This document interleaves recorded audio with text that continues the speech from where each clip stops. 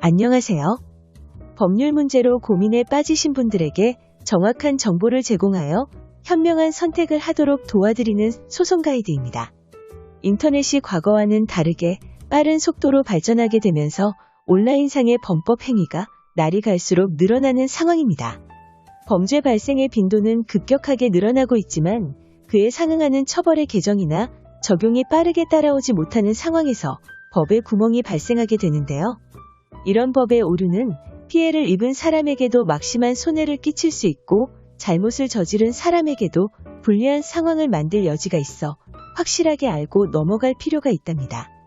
그래서 오늘은 수많은 인기 게임이 있겠지만 그 중에서도 롤 패드립 고소와 관련한 이야기를 해보고자 합니다.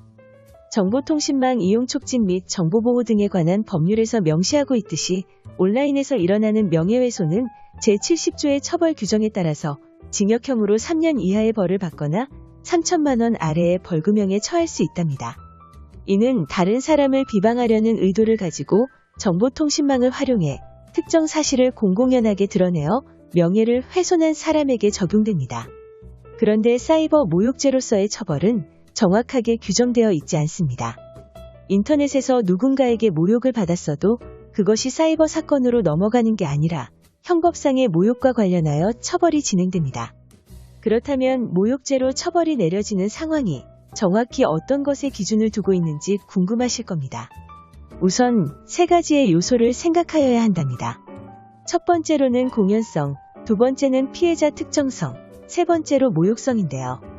공연성이라는 것은 공공연하게 드러낸다는 걸 의미합니다. 가해자와 피해자 이외에 또 다른 제3자가 가해자가 퍼뜨린 의도적인 비방을 접하게 되었을 때 공연성이 성립된다고 말할 수 있겠지요. 주로 전체 댓글 창이나 팀끼리 사용하는 대화방에서 특정한 인물에게 심각한 욕설을 가했을 때 성립됩니다. 다음으로 짚고 넘어가야 할 부분이 특정성인데요. 이것은 피해자를 정확하게 지정하였다는 명확성과 결을 같이 하고 있습니다. 예를 들어서 다수가 참여하는 곳이라도 상대를 정하지 않고 혼자 욕을 하는 건 해당하지 않습니다. 누군가를 지정하지 않은 채로 욕을 하더라도 모욕죄의 3대 요소인 특정성이 충족되지 않는다면 성립되지 않는 것입니다.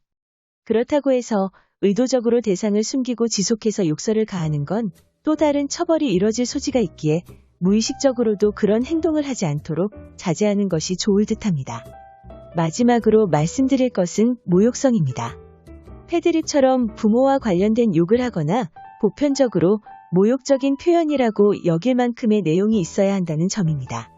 아무리 피해자가 모욕을 느꼈다고 해도 상대방이 그저 아름답다거나 예쁘다는 칭찬의 말을 한 것이라면 성립되기 힘들다고 보시면 되겠습니다.